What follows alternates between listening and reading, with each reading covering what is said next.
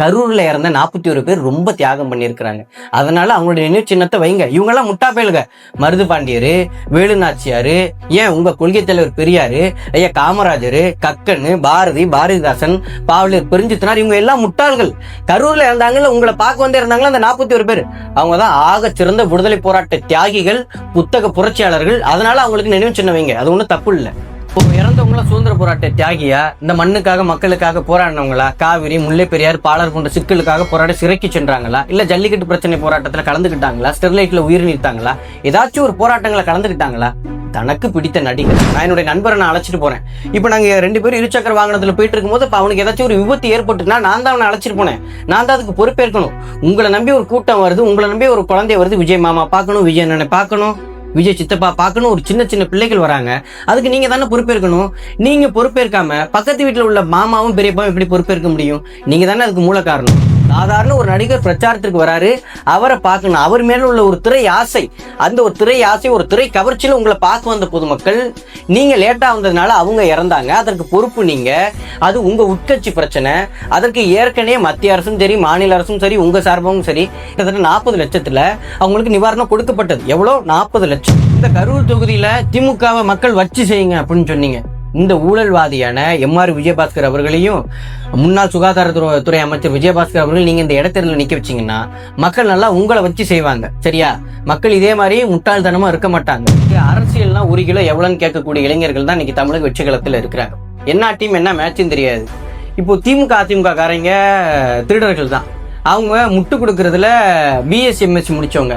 இப்ப இந்த தமிழக வெற்றி கழகத்தில் உள்ளவங்க வந்து முட்டு கொடுக்கறதுல பிஹெச்டி முடிச்சவங்க. ஏதோ ஹைட்ரோ கார்பன் காற்று கடலூர்ல கடல்ல எடுக்கிறாங்களாமே, என்னன்னு போய் கேட்டா எங்களுக்கு ஹைட்ரோ கார்பன் காற்றுலாம் தெரியாது, தளபதியினுடைய மூச்சு காற்று தான் தெரியும் அப்படின்னு சொல்ற இந்த கூட்டம். அதனால அவர்களுக்கு அரசியல்னா என்னன்னு தெரியாது. அவர்களுக்கு தெரிஞ்சது அவதூறு தான். அவங்க விர்ச்சுவல் வாரியர்ஸ் கிடையாது, விர்ச்சுவல் அபியூசர்ஸ்.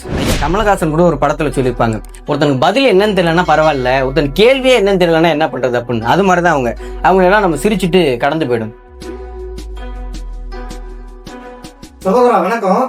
சமீபத்தில் இருந்த கரூர் கூட்டத்துல சிஎம் விஜய் அவர்கள் என்ன பேசியிருக்காங்கன்னா, 41 பேர் இறந்ததுக்கு வந்து திமுக தான் காரணம், அவங்க பண்ணிட்டு அந்த பழியை தூக்கி என் மேல போடுறாங்க, யார் மேலதான் தவறு, யார் தான் அதுக்கு காரணம்? அது ஏன் அப்படி மேடைக்கு மேடை அண்ணன் விஜய் அவர்கள் பேசுறாங்கன்னா, ஸ்கிரிப்ட் பேப்பர்ல அப்படிதான் எழுதி இருக்கு. என் மேல பழிய போட்டுட்டாங்கன்னு சொல்லுங்க, என் மேல பழிய போட்டுட்டாங்கன்னு சொல்லுங்க அப்படின்னு ஸ்கிரிப்ட் பேப்பர்ல எழுதி இருக்கிறதுனால அண்ணன் விஜய் அவர்கள் மேடைக்கு மேடை இப்படி பேசிட்டு வராங்க. இப்போ ஒரு ஆட்சி அதிகாரத்துக்கு வந்துட்டாரு. தேர்தல் பரப்புரையின் போதும் இப்படிதான் பேசினாரு. தேர்தல் பரப்புரைக்கு அப்புறம் ஆட்சி அதிகாரத்தை கைப்பற்றினதுக்கு அப்புறமும் இப்படிதான் பேசுறாரு.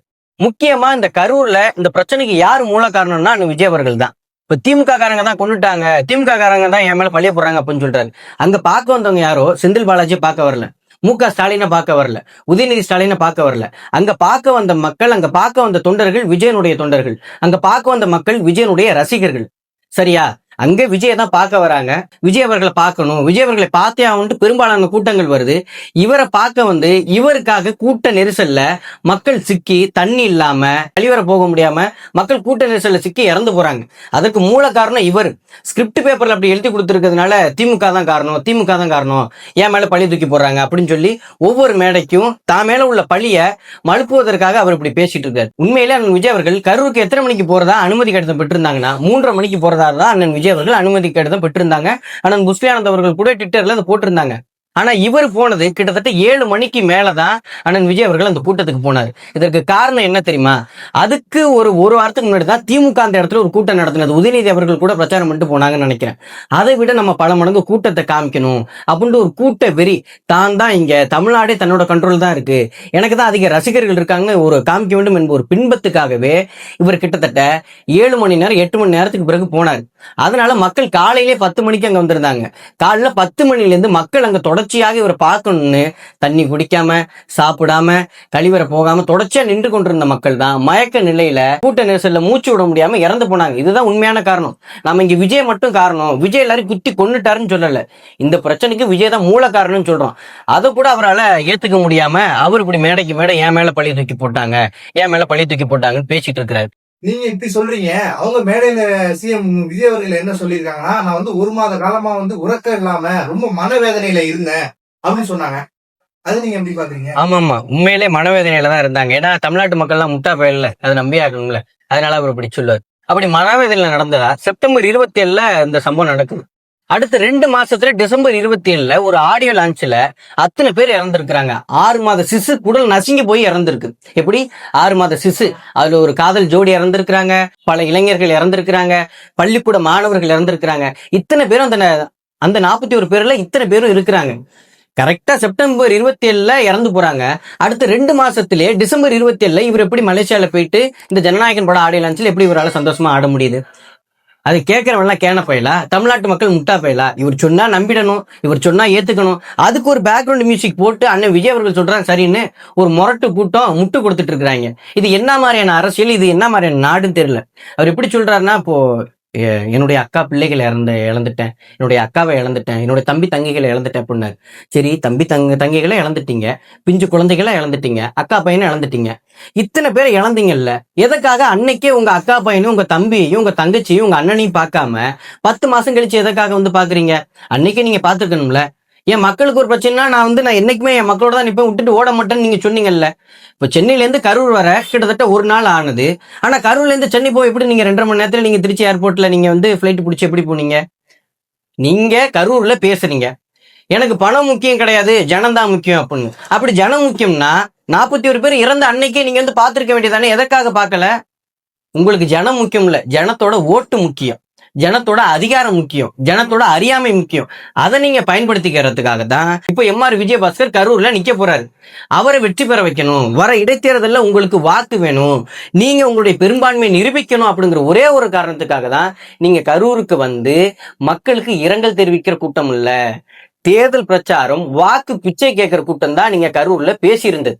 உங்களுக்கு ஜனமா பணமா முக்கியமான்னு பார்த்தா ஜனம் தான் முக்கியம். ஏன்னா இங்க ஜனத்தை வச்சுதான் பணத்தை சம்பாதிக்க முடியும். நீங்க இவ்வளவு விமர்சனத்தை முன்வைக்கிறீங்களே, விஜயை பார்க்க போய் அவர் ரசிகர் உயிரிழந்திருக்காங்க, அப்ப அவர் உண்மையிலே மனவேதனை இருந்திருக்காரு நீங்க நம்புறீங்களா? உண்மையிலே மனவேதனை இல்லைன்னு அந்த கோ படத்துல கூட பார்த்திருப்போம், அதுல ஒரு சீன் வரும், அது ரீல், இதுதான் உண்மையான ரியல். சரியா? உண்மையிலே மனவேதனை இருந்திருந்தா அன்னைக்கே அவர் வந்து பார்த்திருக்கணும். இன்னைக்கும் சரி, முதலமைச்சர் விஜய் அவர்கள் மீது தனிப்பட்ட மதிப்பு மரியாதை இருக்கு, இல்லைன்னு சொல்லல. ஆனா இந்த ஒரு விஷயத்துல தன்னை இப்போ நான் என்னுடைய நண்பரை நான் அழைச்சிட்டு போறேன். இப்ப நாங்க 2 பேரும் இருசக்கர வாகனத்துல போயிட்டு இருக்கும்போது இப்ப அவனுக்கு ஏதாச்சும் ஒரு விபத்து ஏற்பட்டுனா நான் தான் அவனை அழைச்சிட்டு போனேன், நான் தான் அதுக்கு பொறுப்பேற்கணும். உங்களை நம்பி ஒரு கூட்டம் வருது, உங்களை நம்பி ஒரு குழந்தை வருது, விஜய் மாமா பார்க்கணும், விஜய் அண்ணனை பார்க்கணும், விஜய் சித்தப்பா பார்க்கணும், ஒரு சின்ன சின்ன பிள்ளைகள் வராங்க, அதுக்கு நீங்க தானே பொறுப்பேற்கணும். நீங்க பொறுப்பேற்காம பக்கத்து வீட்டுல உள்ள மாமாவும் பெரியப்பாவும் எப்படி பொறுப்பேற்க முடியும்? நீங்க தானே அதுக்கு மூல காரணம். இவரு அது எந்த ஒரு வழியும் வேதனையுமே இல்லாம இவர்கள் ஜாலியா கடந்து போயிட்டாங்க. உதாரணம் என்ன தெரியுமா? அந்த தமிழக வெற்றி கழகத்தினுடைய வாகனம் பேருந்து, அந்த பேருந்து மேல நின்றுதான் இவர் வாரம் சனிக்கிழமை பேசினார். அடுத்த 2 நாள்ல ஆயுத பூஜை வந்தது. இப்போ உண்மையிலேயே இவங்க வலியும் வேதனையுமா இருந்திருந்தா, உண்மையிலேயே இவங்க 41 பேர் இறந்தப்போ வலியும் வேதனையுமாக இருந்திருந்தா, அடுத்த 2 நாள்ல அந்த வாகனத்துக்கு அந்த பேருந்துக்கு இவங்க ஆயுத பூஜை விழா கொண்டாடினாங்களா இல்லையா? கொண்டாடினாங்க. இவர் அடுத்த 2 மாசத்துல டிசம்பர் 27ல மலேசியா ஆடியோ லான்ச்ல டான்ஸ் ஆடினாரா இல்லையா? ஆடினாரு. அப்போ இன்னைக்கு விளையாட்டுத்துறை அமைச்சராக இருக்கின்ற மதிப்பிற்குரிய அண்ணன் நாதோர்ஜுனா அவர்கள் முதல் நாள் கரூர்ல 41 பேர் இறந்து போறாங்க, 2வது நாள் பேஸ்கெட் பால் மேட்சுக்கு டெல்லி போனாரு. இது உண்மையா இல்லையா? அன்னைக்கு கரூர்ல இறந்து போனாங்க. அந்த கரூர் மாவட்ட நிர்வாகிகள் யாராவது ஒருவர் இரங்கல் தெரிவிச்சாங்களா? அந்த கரூர் மாவட்ட செயலாளர் மதிவானனான்னு தெரியல, அவர் அன்னைக்கு ஊர்ல இல்ல. சரி, உங்க மேல தப்பு இல்ல, நீங்க தவறு செய்யல, எதுக்காக அண்ணன் புஸ்லி ஆனந்த்ல இருந்து ஒண்ணு அரசியல் என்னன்னு தெரியாத லயாலா மணி வரைக்கும் எதுக்கு ஓடி ஒளியணும்? ஒரே ஒரு கேள்வி. அண்ணன் ராஜ்மோகன் அவர்களை தேடவே இல்லை, ஆனா அன்னைக்கு அவரெல்லாம் ஒளிஞ்சிருந்தாரு.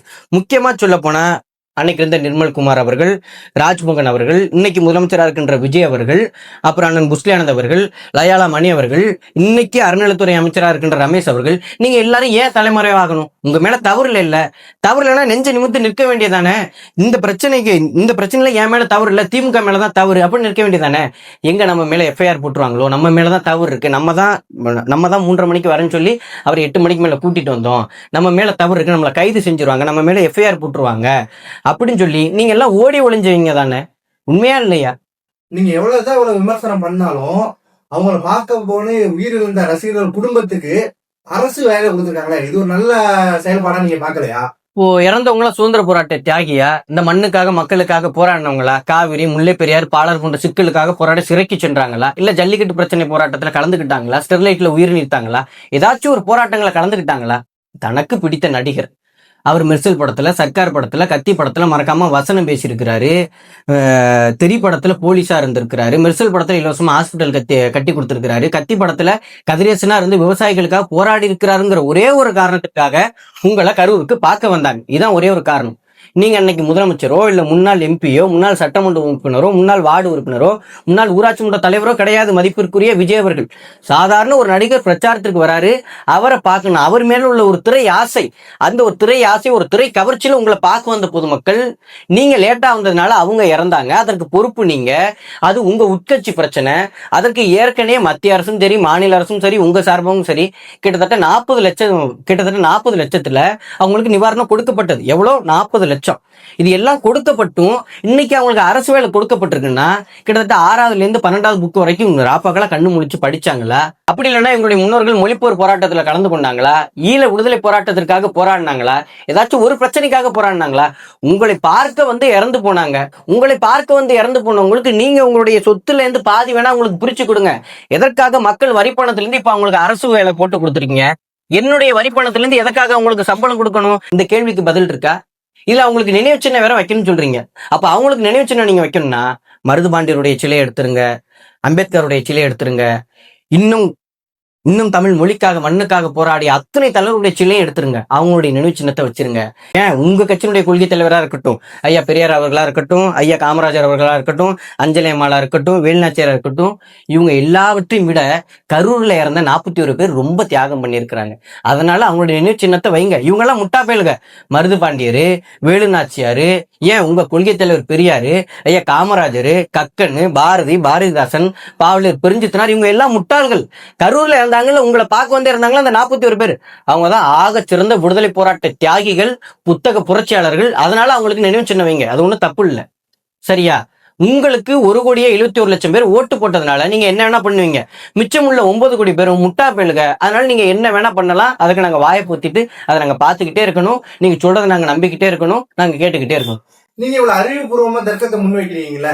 ஆனா விஜய் ஆதரிக்கக்கூடிய இளைஞர் கூட்டம் இருக்காங்களா, ரசிகர்கள், தொண்டர்கள் இருக்காங்களா, இது எல்லாத்தையும் நியாயப்படுத்தி பேசி வர சமூக வலைதளங்களை பாக்குறீங்களா? அவங்க ஏன் இதே மனநிலையில இருக்காங்க? அவங்களுக்கு அரசியல்னா 1 கிலோ எவ்வளவுன்னு கேட்கக்கூடிய இளைஞர்கள் தான் இன்னைக்கு தமிழக வெற்றி களத்துல இருக்கிறாங்க. என்ன டீம் என்ன மேட்சும் தெரியாது. இப்போ திமுக அதிமுக காரங்க திருடர்கள் தான். அவங்க முட்டு கொடுக்கறதுல பிஎஸ்சி எம்எஸ்சி முடிச்சவங்க. இப்ப இந்த தமிழக வெற்றி கழகத்தில் உள்ளவங்க வந்து முட்டு கொடுக்கறதுல பிஹெச்டி முடிச்சவங்க. இப்ப உதாரணத்துக்கு எடுப்போமே, இப்ப கடலூர்ல பரங்கிப்பேட்டையில கடற்கரையிலிருந்து 18 கிலோமீட்டர் தொலைவுல ஹைட்ரோ கார்பன் திட்டம் கொண்டு வராங்க. சரியா? ஹைட்ரோ கார்பன் திட்டம் கொண்டு வராங்க.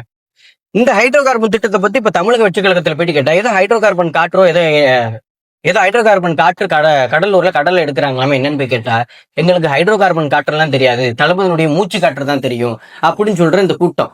அதனால அவர்களுக்கு அரசியல்னா என்னன்னு தெரியாது. அவர்களுக்கு தெரிஞ்சது அவதூறு தான். அவங்க விர்ச்சுவல் வாரியர்ஸ் கிடையாது, விர்ச்சுவல் அபியூசர்ஸ். அவங்க வீட்லயே அக்கா தங்கச்சி இருக்கிறாங்க, அம்மா இருக்கிறாங்க, சித்தி இருக்காங்க, பெரியம்மா இருக்கிறாங்க. அவங்க வீட்டுல உள்ளவங்களை கெட்டாத்தில் திட்டுனா கோவம் வரும். ஆனா ஒரு அரசியல்னு பொதுவெளின்னு வந்துட்டானே, இது திரைப்படம் கிடையாது.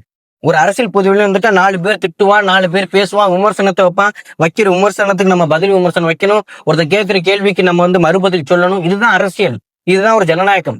இங்க நான் மட்டும்தான் பேசுவேன். திரைப்படத்துல வேணா நான் விஜய் மட்டும் சண்டை போடலாம், அவர் மட்டுமே வசனம் பேசலாம், அது திரைப்படம். ஆனா நிஜத்துல இங்க பல பேர் கேள்வி கேட்பான், நிஜத்துல இங்க பல பேர் விமர்சனத்தை வைப்பான், நிஜத்துல இங்க பல பேர் தர்க்கத்தை வைப்பான். அதுக்கு நம்ம பதில் சொல்லணும். அதற்கு உன்கிட்ட பதில் இல்லாம நீ அவதூறா பரப்புனா உங்களை என்னத்தை சொல்றேன்னே தெரியல. அதாவது இந்த தமிழக வெற்றி கழக தொண்டர்கள், அண்ணன் விஜயவுடைய ரசிகர்களுக்கு ஒரே ஒரு இதுதான். ஐயா கமலஹாசன் கூட ஒரு படத்துல சொல்லியிருப்பாங்க, ஒருத்தனுக்கு பதில் என்னன்னு தெரியலன்னா பரவாயில்ல, ஒருத்தன் கேள்வியே என்னன்னு தெரியலன்னா என்ன பண்றது அப்படின்னு. அது மாதிரிதான் அவங்க எல்லாம் நம்ம சிரிச்சுட்டு கடந்து போயிடும். விபத்து நடந்து 1 வருட காலத்தை கடக்க போகுது. மதிப்புக்குரிய சிஎம் விஜய் அவர்கள் வந்து பதவி ஏற்று 2 மாதம் முடிய போகுது.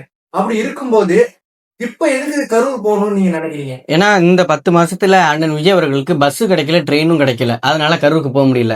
இப்பதான் ஆட்சி அதிகாரத்துக்கு வந்தோடனே, ஏன்னா இப்போ அண்ணன் விஜய் தானே ஆட்சி அதிகாரத்துல இருக்காங்க. இதுக்கு முன்னாடி ஐயா ஸ்டாலின் ஐயா வந்து பஸ் விடல கரூருக்கு, இப்பதான் பஸ் விட்டுருக்காங்க, அதனால போயிருக்காங்க. ஏன் கரூருக்கு போறாங்கன்னா, எம்ஆர் விஜயபாஸ்கர் இடைத்தேர்தலில் நிக்க போறாரு. இத்தனை மேடைகள்ல பேசாத எம்ஆர் விஜயபாஸ்கர் அவர்கள் எதற்காக கரூர் மேடையில பேசணும்? என்னன்னா, இடைத்தேர்தல்ல திமுக வச்சு செஞ்சு விடுங்க அப்படின்னு சொல்றாங்க. அப்ப 41 பேர் கொண்டீங்களே, உங்களை எப்படி வச்சு செய்யறது? அதுக்கு என்ன பதில் சொல்லுங்க? இப்போ அங்க இடைத்தேர்தல் யார் நிக்க போறா? எம்ஆர் விஜயபாஸ்கர், சுதந்திர போராட்ட தியாகி, அவர் நிக்க போறாரு. அரசியல் ஆதாயத்திற்காக உண்மையில சொல்ல போனான்னு ரொம்ப மனவேதனையா இருக்கு. இப்ப அவர் பேசுறத மக்கள்லாம் நம்பிடுறாங்க. அரசியல் ஆதாயத்திற்காக, சுயலாப தேவைக்காக, பதவி ஆசைக்காக, தான் பெரும்பான்மையை நிரூபிக்க வேண்டும் என்பதற்காகவே அவர் கரூருக்கு போயிருக்கிறார். இது கரூர் மக்களுக்கும் தெரியும். இதே மாதிரி மக்கள் தொடர்ச்சியாக முட்டாளாக இருக்க மாட்டாங்கண்ணே. இதே மாதிரி மக்கள் முட்டாளாக இருக்க மாட்டாங்க. இப்போ இதுக்கு முன்னாடி மக்கள் முட்டாளாக நம்மளுடைய கருணாநிதி குடும்பம் நம்மளை ஏமாத்துன்னு தெரிஞ்ச மக்கள் தான் இப்போ உங்களுக்கு ஓட்டு போட்டாங்க. இதுக்கு முன்னாடி எப்படி அறியாமையில திமுக வாக்கு செலுத்துறாங்களோ அதே மாதிரிதான் வாக்கு செலுத்திருக்கிறாங்க. இப்ப நியாயமா சொல்ல போனா உங்களுக்கு ஆதரவா விழுந்த வாக்கை விட உங்களுக்கு தமிழ்நாட்டுல எதிராக விழுந்த வாக்கு தான் அதிகம். ஏதோ ஒரு பொலிட்டிக்கல் டிசாஸ்டர், ஒரு அரசியல் விபத்துனால நீங்க வென்றுட்டீங்க, அதனால நீங்க பேசுறதெல்லாம் கேட்டாகணும் என்று கிடையாது. இந்த நாட்டுல அநீதி அக்கிரமம் பண்ணவங்க ரொம்ப அனுபவிச்சிருக்கிறாங்க. ஐயா கருணாநிதி அவர்கள் இறந்த போது 6 அடி இடத்துக்கு சிரமப்பட்டுட்டு இருந்தாங்க. அம்மையா ஜெயலலிதா அவர்கள் ரொம்ப ரொம்ப அதிகாரம் பண்ணாங்க. கடைசியில அவங்களுடைய காலம் எப்படி இருந்ததுன்னு நம்ம பார்த்தோம். ஐயா எம்ஜிஆரை பார்க்கிறோம். இப்போ இப்படி எல்லாம் பார்க்கும்போது அநீதி அக்கிரமம் இந்த நாட்டுல நிலைச்சு நிக்காது. இந்த கரூர் தொகுதியில திமுகவை மக்கள் வச்சு செய்யுங்க அப்படின்னு சொன்னீங்க. இந்த ஊழல்வாதியான எம்ஆர் விஜயபாஸ்கர் அவர்களையும் முன்னாள் சுகாதாரத்துறை அமைச்சர் விஜயபாஸ்கர் அவர்கள் நீங்க இந்த இடைத்தேர்தலில் நிக்க வச்சீங்கன்னா மக்கள் நல்லா உங்களை வச்சு செய்வாங்க. சரியா? மக்கள் இதே மாதிரி முட்டாள்தனமா இருக்க மாட்டாங்க. நன்றி சகோதரா. நன்றிண்ணே.